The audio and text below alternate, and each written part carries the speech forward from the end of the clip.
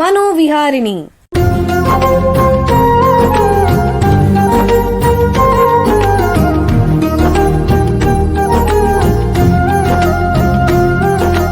ಬೆಂಗಳೂರಿನ ನಿಮ್ಹಾನ್ಸ್ ವತಿಯಿಂದ ಮಾನಸಿಕ ಆರೋಗ್ಯ ಮತ್ತು ನರವಿಜ್ಞಾನ ಕುರಿತ ಪ್ರಾಯೋಜಿತ ಶಿಕ್ಷಣ ಮಾಲಿಕೆ. ಸಹಯೋಗ ಕರ್ನಾಟಕ ವಿಜ್ಞಾನ ಮತ್ತು ತಂತ್ರಜ್ಞಾನ ಅಕಾಡೆಮಿ, ವಿಜ್ಞಾನ ಮತ್ತು ತಂತ್ರಜ್ಞಾನ ಇಲಾಖೆ, ಕರ್ನಾಟಕ ಸರ್ಕಾರ. ಕೇಳಿ ಮಾನಸಿಕ ಆರೋಗ್ಯ ಮತ್ತು ನರವಿಜ್ಞಾನ ಕುರಿತ ಮಾಲಿಕೆ ಮನೋವಿಹಾರಿಣಿ. ನಮಸ್ಕಾರ ಶ್ರೋತೃಗಳೇ, ನಿಮಗೆಲ್ಲರಿಗೂ ಮನೋವಿಹಾರಣೆ ಶಿಕ್ಷಣ ಮಾಲಿಕೆಯ ಈ ಸಂಚಿಕೆಗೆ ಆತ್ಮೀಯ ಸ್ವಾಗತ. ಹಿಂದಿನ 4 ಸಂಚಿಕೆಗಳಲ್ಲಿ ನರಮಂಡಲದ ಅಸ್ವಸ್ಥತೆಗಳು, ಅದರಲ್ಲೂ ಸ್ಟ್ರೋಕ್ ಅಥವಾ ಪಾರ್ಶ್ವವಾಯು ಬಗ್ಗೆ ತಿಳ್ಕೊಂಡ್ವಿ. ಇಂದಿನಿಂದ ಮುಂದಿನ 4 ಸಂಚಿಕೆಗಳಲ್ಲಿ ನರಮಂಡಲದ ಇನ್ನೊಂದು ಮುಖ್ಯವಾದ ಕಾಯಿಲೆ ಎಪಿಲೆಪ್ಸಿ ಬಗ್ಗೆ ಮಾಹಿತಿ ಸಂಗ್ರಹಿಸೋಣ. ಎಪಿಲೆಪ್ಸಿ ಅಂದರೆ ಕನ್ನಡದಲ್ಲಿ ಅಪಸ್ಮಾರ ಅಥವಾ ಮೂರ್ಛೆ ರೋಗ ಅಥವಾ ಬೀಳೋ ರೋಗ ಅಂತ ವಿವಿಧ ಹೆಸರುಗಳಿವೆ. ಇದರ ಬಗ್ಗೆ ಎಷ್ಟು ಮಾಹಿತಿ ತಿಳಿದಿದೆಯೋ ಅಷ್ಟೇ ಅವೈಜ್ಞಾನಿಕ ಮಾಹಿತಿ ಮತ್ತು ಮೂಢನಂಬಿಕೆಗಳು ಜನರಲ್ಲಿವೆ. ಉದಾಹರಣೆಗೆ, ವ್ಯಕ್ತಿಗೆ ಎಪಿಲೆಪ್ಸಿ ಬಂದರೆ ಅದಕ್ಕೆ ಔಷಧಿನೇ ಇಲ್ಲ ಅಂತ ಜನ ಅನ್ಕೋತಾರೆ. ಇದೆಲ್ಲ ತಪ್ಪು. ಎಪಿಲೆಪ್ಸಿಗೆ ಸೂಕ್ತ ಚಿಕಿತ್ಸೆ ಇದೆ. ಔಷಧಿಗಳಿಂದ ವ್ಯಕ್ತಿಯ ಸ್ಥಿತಿ ಸಾಕಷ್ಟು ಸುಧಾರಿಸಬಹುದು ಕೂಡ. ಎರಡನೇದು, ಎಪಿಲೆಪ್ಸಿ ಇರೋ ಜನರು ಮಾನಸಿಕವಾಗಿ ಅಸ್ವಸ್ಥರಾಗಿರ್ತಾರೆ ಅಂತ ಜನ ಅನ್ಕೋತಾರೆ. ಇದು ತಪ್ಪು ಕಲ್ಪನೆ.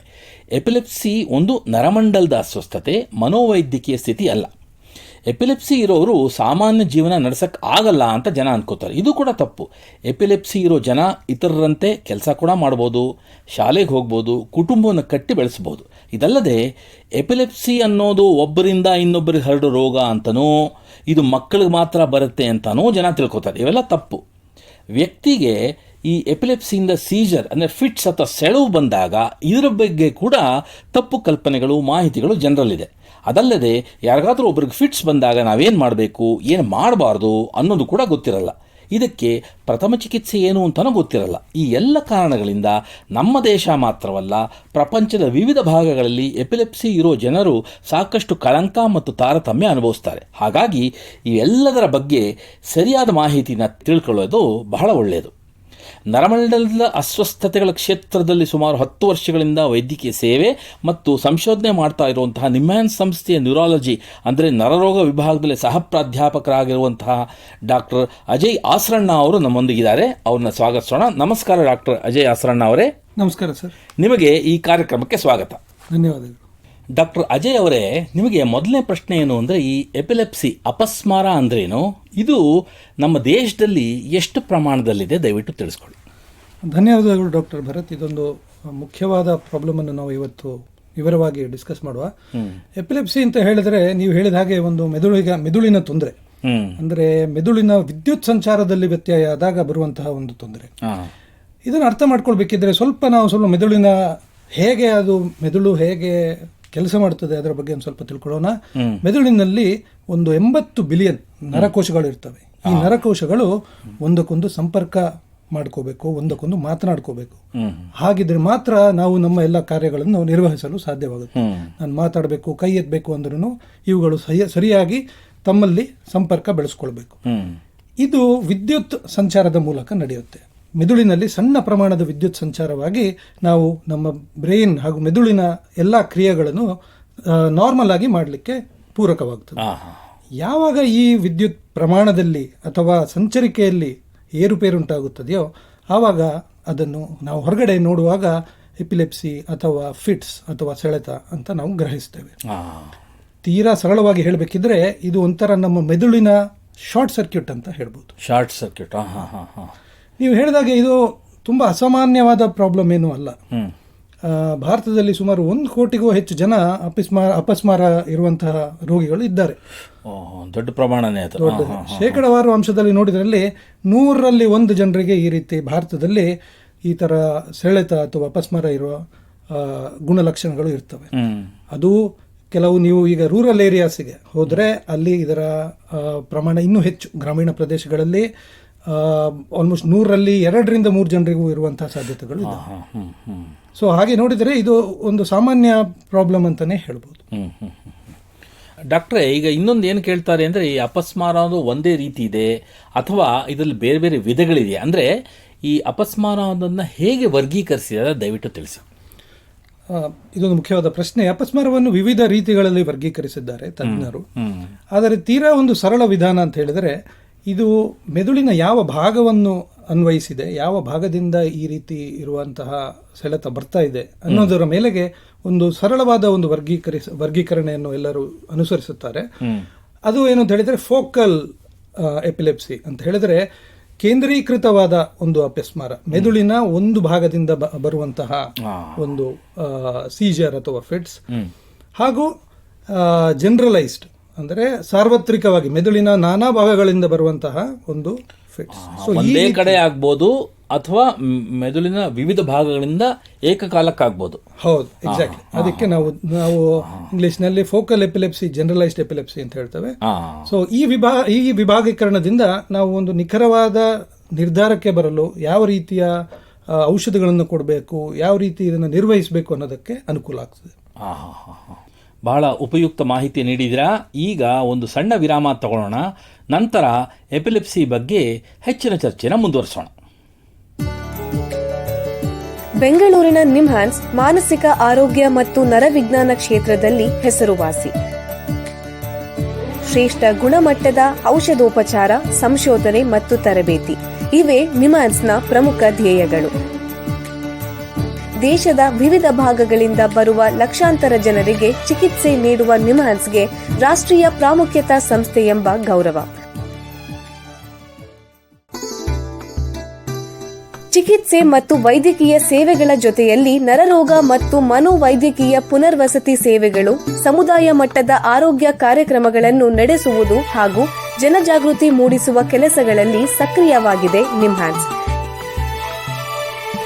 ಈ ನಿಟ್ಟಿನಲ್ಲಿ ಆಕಾಶವಾಣಿಯ ಶ್ರೋತೃಗಳಿಗೆ ನರಮಂಡಲ ಮತ್ತು ಮಾನಸಿಕ ಆರೋಗ್ಯದ ಬಗ್ಗೆ ಉಪಯುಕ್ತ ಮಾಹಿತಿ ನೀಡುವುದೇ ಕರ್ನಾಟಕ ವಿಜ್ಞಾನ ಮತ್ತು ತಂತ್ರಜ್ಞಾನ ಅಕಾಡೆಮಿಯ ಸಹಯೋಗದೊಂದಿಗೆ ಮೂಡಿಬರುತ್ತಿರುವ ಈ ಮನೋವಿಹಾರಿಣಿ ಶಿಕ್ಷಣ ಮಾಲಿಕೆಯ ಮೂಲ ಉದ್ದೇಶ.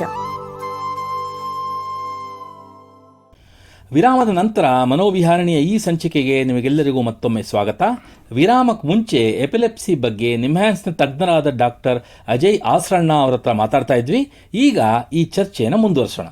ಡಾಕ್ಟ್ರೇ, ಮುಂದಿನ ಪ್ರಶ್ನೆ ಏನು ಅಂತಂದರೆ, ಈ ಅಪಸ್ಮಾರ ಆಗಕ್ಕೆ ಕಾರಣ ಏನು, ದಯವಿಟ್ಟು ತಿಳಿಸಿ. ಎಪಿಲೆಪ್ಸಿಗೆ ಹಲವಾರು ಕಾರಣಗಳಿದೆ. ಸೊ ಮೆದುಳಿಗೆ ಸಂಬಂಧಪಟ್ಟಂತಹ ಒಂದು ಪ್ರಾಬ್ಲಮ್ ಆಗಿರೋದ್ರಿಂದ ಮೆದುಳಿಗೆ ಎಫೆಕ್ಟ್ ಮಾಡುವಂತಹ ಅನೇಕ ಕಾರಣಗಳಿಂದ ಈ ರೀತಿ ಎಪಿಲೆಪ್ಸಿ ಬರಬಹುದು. ಸೋಂಕುಗಳಿಂದ ಇರಬಹುದು, ಇನ್ಫೆಕ್ಷನ್ಸ್ ಅಂತ ಹೇಳ್ತಾರೆ, ಅದೊಂದು ಸಾಮಾನ್ಯ ಕಾರಣ ಭಾರತದಲ್ಲಿ. ಹಾಗೆ ತಲೆಗೆ ಆಗುವಂತಹ ಗಾಯಗಳು, ಬ್ರೈನ್ ಇಂಜುರಿ ಅಂತ ಹೇಳ್ತೇವೆ, ಆಕ್ಸಿಡೆಂಟ್ ಆಗಿರ್ಬೋದು, ರೋಡ್ ಟ್ರಾಫಿಕ್ ಆಕ್ಸಿಡೆಂಟ್ ಆಗಿರ್ಬೋದು, ಇದರಿಂದ ಮೆದುಳಿಗೆ ಅಥವಾ ತಲೆಗೆ ಏಟು ಬಿದ್ದ ಪಕ್ಷದಲ್ಲಿ ಅಂತವರಿಗೆ ತಿರ್ಗಾ ಫಿಟ್ಸ್ ಅಥವಾ ಅಪಸ್ಮಾರ ಬರುವಂತಹ ಒಂದು ಚಾನ್ಸಸ್ ಇರುತ್ತೆ. ಅದೇ ರೀತಿಯಲ್ಲಿ ಸ್ಟ್ರೋಕ್, ಬ್ರೈನ್ ಸ್ಟ್ರೋಕ್ ಆದಾಗ, ಈಗ ಡಾಕ್ಟರ್ ಗಿರೀಶ್ ಅವರು ಹಿಂದಿನ ಸಂಚಿಕೆಯಲ್ಲಿ ಹೇಳಿದ್ರು ಸ್ಟ್ರೋಕಿನ ಬೇರೆ ಬೇರೆ ಲಕ್ಷಣಗಳು. ಆದರೆ ಲಾಂಗ್ ಟರ್ಮ್ ಅಲ್ಲಿ ಸ್ಟ್ರೋಕ್ ಆಗಿರುವ ಅಂತಹ ರೋಗಿಗಳಿಗೂ ಈ ತರ ಅಪಸ್ಮಾರ ಬರುವಂತಹ ಚಾನ್ಸಸ್ ಹೆಚ್ಚಿಗೆ ಇರುತ್ತೆ. ಇದಲ್ಲದೇನೆ ಮೆದುಳಿನ ಅಭಿವೃದ್ಧಿಗೆ ಆಗುವಂತಹ ತೊಂದರೆಗಳು, ಅಂದ್ರೆ ಮಕ್ಕಳಲ್ಲಿ ಮೆದುಳಿನ ಅಭಿವೃದ್ಧಿಯಲ್ಲಿ ಏನಾದರೂ ಏರುಪೇರು ಉಂಟಾದಾಗ ಅದರಿಂದ ಅಪಸ್ಮಾರ ಆಗುವಂತಹ ಚಾನ್ಸಸ್ಗಳು ಇರ್ತವೆ. ಇದಲ್ಲದೆ ಕೆಲವು ಜೆನೆಟಿಕ್ ಫ್ಯಾಕ್ಟರ್ಸ್ ಅಂತ ಹೇಳ್ತವೆ, ಅನುವಂಶೀಯವಾಗಿ ಬರುವಂತಹ ಕೆಲವು ಪ್ರಾಬ್ಲಮ್ಗಳು, ಇದರಿಂದೆಲ್ಲ ಎಪಿಲೆಪ್ಸಿ ಅಥವಾ ಅಪಸ್ಮಾರ ಉಂಟಾಗಬಹುದು. ಕೆಲವು ಸಮಯದಲ್ಲಿ ನಮಗೆ ಸ್ಪಷ್ಟ ಕಾರಣ ಕಂಡು ಹಿಡಿಯದೆ ಆಗುವಂತಹ ಸ್ಥಿತಿಯನ್ನು ಇರ್ತದೆ. 10-20% ಅಲ್ಲಿ ಯಾರಿಗೆ ಈ ತರ ಎಪಿಲೆಪ್ಸಿ ಬಂದಿದೆ ಅಂತ ಹೇಳಕ್ಕಾಗಲ್ಲ. ಅದು ಇನ್ನೊಂದು ಜನ ಏನು ಕೇಳ್ಬೋದು ಅಂದರೆ, ಈ ಎಪಿಲೆಪ್ಸಿ ಅನ್ನೋದು ಶಾಶ್ವತವಾದ ಕಾಯಿಲೆನೇ ಅಥವಾ ತಾತ್ಕಾಲಿಕವಾಗಿರೋದೇ, ಒಂದು ಸ್ವಲ್ಪ ಕೆಲವು ಕಾಲ ಇದ್ದುಬಿಟ್ಟು ಆಮೇಲೆ ಹೊರಟೋಗುತ್ತೆ, ಈ ಥರದ್ದ, ಹೇಗೆ? ಇದನ್ನ ಸುಲಭವಾಗಿ ಉತ್ತರಿಸಲಿಕ್ಕೆ ಆಗಲ್ಲ. ಕೇಸ್ ಬೈ ಕೇಸ್ ಬೇಸಿಸ್ ಮೇಲೆ ನಾವು ಇದನ್ನ ಒಂದು ಉತ್ತರ ಕೊಡಬಹುದು. ಆದರೆ ಹೆಚ್ಚಿನ ಅಂಶ ಜನರಲ್ಲಿ ಇದು ಶಾಶ್ವತ ಅಂತ ಹೇಳಲಿಕ್ಕೆ ಬರೋದಿಲ್ಲ. ಯಾಕಂತ ಹೇಳಿದ್ರೆ ಕೆಲವರಲ್ಲಿ ಒಂದು ಹೇಗೆ ಮೆದುಳಿನ, ಈಗ ಕೆಲವು ಮಕ್ಕಳಲ್ಲಿ ಬ್ರೈನಿನ ಡೆವಲಪ್ಮೆಂಟ್ ಹೇಗೆ ಮುಂದುವರಿತಾ ಹೋಗ್ತದೆ, ಹಾಗೆ ಎಪಿಲೆಪ್ಸಿಯು ಕಮ್ಮಿ ಆಗುವಂತಹ ಸ್ಥಿತಿಯನ್ನು ನಾವು ಕಂಡಿದ್ದೇವೆ, ಕಡಿಮೆ ಆಗುತ್ತೆ. ಇನ್ನು ಕೆಲವರಲ್ಲಿ ಯಾವ್ದಾದ್ರು ಇನ್ಫೆಕ್ಷನ್ ಎಲ್ಲ ಕಂಟ್ರೋಲ್ ಆದಾಗ, ಹಾಗೆ ದಿನ ಕಳೆದಾಗ ಈ ರೀತಿ ಫಿಟ್ಸ್ ಬರುವಂತ ಚಾನ್ಸಸ್ ಕಡಿಮೆ ಆಗ್ಬೋದು. ಯಾವ ಕಾರಣದಿಂದ ಅಪಸ್ಮಾರ ಆಗಿದೆಯೋ ಆ ಕಾರಣ ಶಾಶ್ವತವೋ ಅಥವಾ ತಾತ್ಕಾಲಿಕವೋ ಅದರ ಮೇಲೆ ಆಧರಿಸಿದೆ. ಇನ್ನೊಂದು ಡಾಕ್ಟ್ರೇ, ಈಗ ಯಾರಿಗೆ ಬೇಕಾದರೂ ಬರ್ಬೋದಾ ಇದು ಎಪಿಲೆಪ್ಸಿ, ಅಥವಾ ಆನುವಂಶಿಕವಾಗಿಯೇ ಬರೋ ಸಾಧ್ಯತೆ ಜಾಸ್ತಿನಾ? ಆನುವಂಶಿಕವಾಗಿ ಬರುತ್ತೆ, ಆದರೆ ಇದು ನಿಜ ಹೇಳ್ಬೇಕಂದ್ರೆ ಯಾರಿಗೆ ಬೇಕಿದ್ರೂ ಎನಿ ಟೈಮ್ ಇನ್ ಲೈಫ್ ಬರಬಹುದು, ಯಾವುದೇ ಜೀವನದ ಯಾವುದೇ ಒಂದು ಸ್ತರದಲ್ಲಿ ಇದು ಬರ್ಬೋದು. ಆದ್ರೂ ಮಕ್ಕಳಲ್ಲಿ ಹೆಚ್ಚಿಗೆ ನಾವು ಕಂಡು ಬರ್ತೇವೆ. ಆದರೆ ಇದು ಎಲ್ಲರಲ್ಲೂ ಅನುವಂಶೀಯವಾಗಿರ್ಬೇಕು ಅಂತ ಏನು ಆತರ ಏನು ಇದಿಲ್ಲ, ರೂಲ್ ಏನೂ ಇಲ್ಲ. ಒಂದು 10-20% ಜನರಲ್ಲಿ ಆನುವಂಶಿಕವಾಗಿ ಬರುವಂತ ಸಾಧ್ಯತೆಗಳಿರ್ತವೆ. ಬೇರೆ ಎಲ್ಲ ಕಾರಣಗಳು ಮೆದುಳಿಗೆ ಸಂಬಂಧಪಟ್ಟಂತಹ ಕಾಯಿಲೆಗಳಿಂದ ಬರುತ್ತೆ. ಅದರಲ್ಲಿ ಯಾವುದೇ ರೀತಿಯ ಜೆನೆಟಿಕ್ ಅಥವಾ ಅನುವಂಶೀಯತೆ ಇರುವುದಿಲ್ಲ. ಇನ್ನೂ ಕೆಲವರು ಏನು ಅನ್ಕೋತಾರೆ ಅಂತಂದ್ರೆ ಎಪಿಲೆಪ್ಸಿ ಏನಂದ್ರೆ ಒಬ್ಬರಿಂದ ಇನ್ನೊಬ್ಬರಿಗೆ ಹರಡುತ್ತೆ ಅಂತ. ಸಾಂಕ್ರಾಮಿಕವೇ ಇದು? ಇದೊಂದು 100% ಇದೊಂದು ತಪ್ಪು ಕಲ್ಪನೆ. ಯಾವುದೇ ಬಗೆಯ ಎಪಿಲೆಪ್ಸಿ ಕೂಡ ಈ ರೀತಿ ಸೋಂಕಿನ ಕಾಯಿಲೆ ಅಂತೂ ಅಲ್ಲ, ಒಬ್ಬರಿಂದ ಒಬ್ಬರಿಗೆ ಹರಡುವಂಥದ್ದಲ್ಲ. ಇದರ ಬಗ್ಗೆ ಸಮಾಜದಲ್ಲಿ ಬಹಳ ಅಪನಂಬಿಕೆಗಳಿವೆ, ಅದನ್ನು ನಾವು ನಿವಾರಿಸಬೇಕಾಗಿದೆ. ಎಪಿಲೆಪ್ಸಿ ಅನ್ನೋದು ವ್ಯಕ್ತಿಗೆ ಬಂದರೆ ಆ ರೋಗ ಲಕ್ಷಣಗಳು ಯಾವುವು ದಯವಿಟ್ಟು ತಿಳಿಸಿ. ಇದರ ರೋಗ ಲಕ್ಷಣ ಅಂದರೆ ತುಂಬಾ ಮುಖ್ಯವಾಗಿ ಈಗ ನಾನು ನಿಮಗೆ ಅಪಸ್ಮಾರದ ಬಗ್ಗೆ ಹೇಳಿದ್ರೆ ನಿಮಗೆ ಮೊದಲಿಗೆ ತಲೆಗೆ ಬರೋದೇನು? ಯಾರಾದೊಬ್ರು ಕಣ್ಣು ಮೇಲೆ ಮಾಡ್ಕೊಂಡಿದ್ದಾರೆ, ಹಾಗೆ ಕೈಯನ್ನು ಮುಷ್ಟಿ ಹಿಡಿದಿದ್ದಾರೆ, ಗಟ್ಟಿಯಾಗಿ ಹಿಡ್ಕೊಂಡಿದ್ದಾರೆ, ಹಾಗೇನೆ ಕೈ ಕಾಲನ್ನ ಒಂಥರ ಸೆಳೆತ ಕೈ ಕಾಲ ಅದರ್ತಾ ಇದೆ. ಸುಮಾರು ಜನ ನೋಡಿರ್ಬೋದು ಇಂಥವರಿಗೆ ಮೂರ್ಛೆ ಕಾಯಿಲೆ ಅಥವಾ ಫಿಟ್ಸ್ ಬರ್ತಾ ಇದೆ ಅಂತ ನಾವು ಹೇಳ್ತೇವೆ. ಸೊ ಅದನ್ನ ಸಾಮಾನ್ಯವಾಗಿ ನಾವು ಅಪಸ್ಮಾರ ಅಂತ ಹೇಳ್ತೇವೆ. ಅದಕ್ಕೆ ನಾವು ಜನರಲೈಸ್ಡ್ ಟೋನಿಕ್ ಕ್ಲೋನಿಕ್ ಸೀಜರ್ಸ್ ಅಂತ ಹೇಳ್ತೇವೆ ಸೈಂಟಿಫಿಕ್ ಲ್ಯಾಂಗ್ವೇಜ್ ಅಲ್ಲಿ. ಆದರೆ ಇದು ಒಂದೇ ಬಗೆಯ ಸೆಳೆತ ಅಲ್ಲ, 10ರಿಂದನೂ ಹೆಚ್ಚು ಬಗೆಯ ಸೆಳೆತಗಳು ವಿವಿಧ ರೀತಿಯ. ಈಗ ಕೆಲವರಲ್ಲಿ ಜ್ಞಾನ ತಪ್ಪದೇನೆ ಈ ತರ ಫಿಟ್ಸ್ ಬರಬಹುದು. ಅಂತವರಲ್ಲಿ ನಾವು ಇದನ್ನ ಫೋಕಲ್ ಸೀಜರ್ ಅಥವಾ ಫೋಕಲ್ ಸೆಳೆತ ಅಂತ ಕರಿತೇವೆ. ಅದು ಶರೀರದ ಒಂದೇ ಭಾಗನ ಅನ್ವಯಿಸಬಹುದು. ಈಗ ಬರೀ ಕೈ ಮಾತ್ರ ಅಲ್ಲಾಡ್ಬೋದು, ಅಥವಾ ನನ್ನ ಕಾಲ್ ಮಾತ್ರ ಅಲ್ಲಾಡ್ಬೋದು, ನನ್ನ ಮುಖ ಒಂದ್ ಕಡೆಗೆ ಹೋಗ್ಬೋದು. ಈ ರೀತಿ ಇದನ್ನು ಫೋಕಲ್ ಸೀಜರ್ ಅನ್ನುವ ಒಂದು ಟೈಪ್ ಆಫ್ ಅಪಸ್ಮಾರ ಇರ್ತದೆ.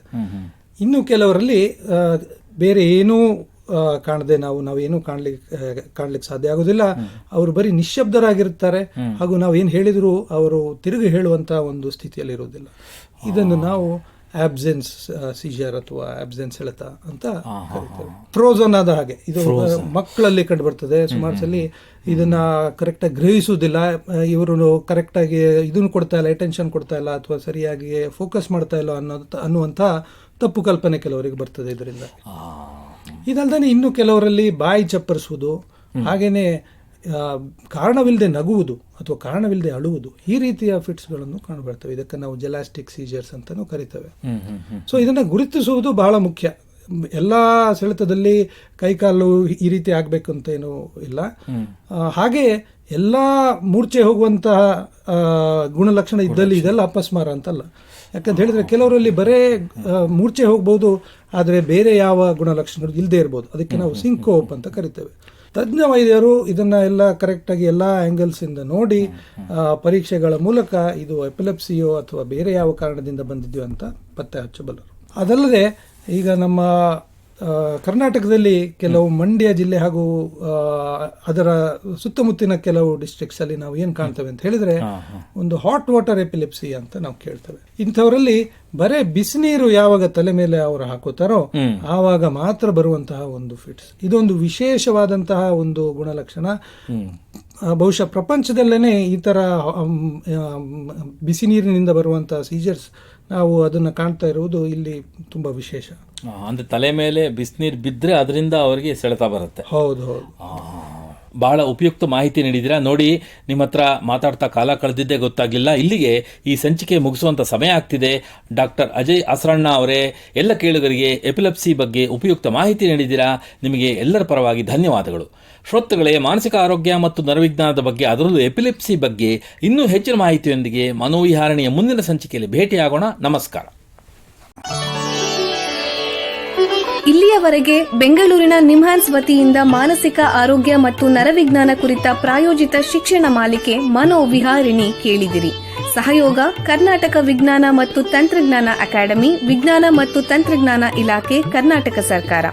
ನೆರವು ಮಾನಸಿಕ ಆರೋಗ್ಯ ಶಿಕ್ಷಣ ವಿಭಾಗ, ನಿಮ್ಹಾನ್ಸ್ ಹಾಗೂ ನಿವೇದಿತಾ BS, ನಿಮ್ಹಾನ್ಸ್. ಸಂಗೀತ ಸಂಯೋಜನೆ ಕೆ ಕಲ್ಯಾಣ್.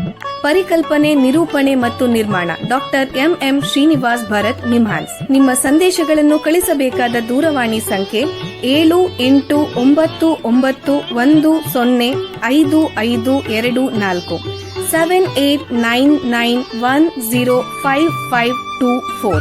ವಾಟ್ಸ್ಆಪ್ ಸಂದೇಶಗಳು ಮಾತ್ರ. ಈ ಕಾರ್ಯಕ್ರಮದ ಮುಂದಿನ ಸಂಚಿಕೆ ಮುಂದಿನ ವಾರ ಇದೇ ಸಮಯಕ್ಕೆ ಮನೋವಿಹಾರಿಣಿ ಮಾಲಿಕೆಯಲ್ಲಿ.